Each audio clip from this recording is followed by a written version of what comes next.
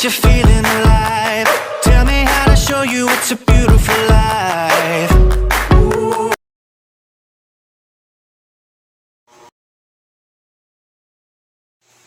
Konnichiwa! Hi guys, for today's video po, samahan nyo po ako dito sa bidding ng mga baka. Ito guys, ganito yung bidding ng baka dito sa Japan. Makikita nyo po yung mga nasa baba, yung mga may hawak ng baka. Sila po yung mga may-ari ng mga baka yan.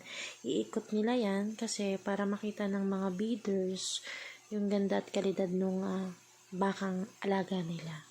Yan yung mga bidders guys, ito po, sila po yung mga nakaupo dito sa taas. Yan, sila po yung mamimili.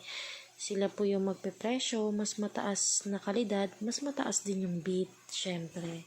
Yan, sila yung mag-aagawan dyan sa mga alaga nating baka.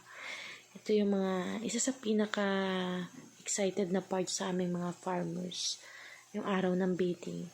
Nangyayari po tong bidding na to guys, every 2 months. Yan, may bidding na nangyayari. Kaya sa aming mga farmers guys, importante po na maalagaan namin at mabantayan namin yung kalusugan ng aming mga baka. Kasi pag dumating yung time na ganitong bidding, mabibenta po sila ng mas mataas. Kaya worth it naman din yung pagod mo kapag mataas yung bid sa baka mo. Ayan guys. Yung mga bidders na yan guys, yung ginagawa nila dyan sa mga nabibili nilang baka. Yung iba, ginagawa nilang karne. Yung iba naman binibreed pa nila pag magandang klase pa yung baka na nakukuha nila.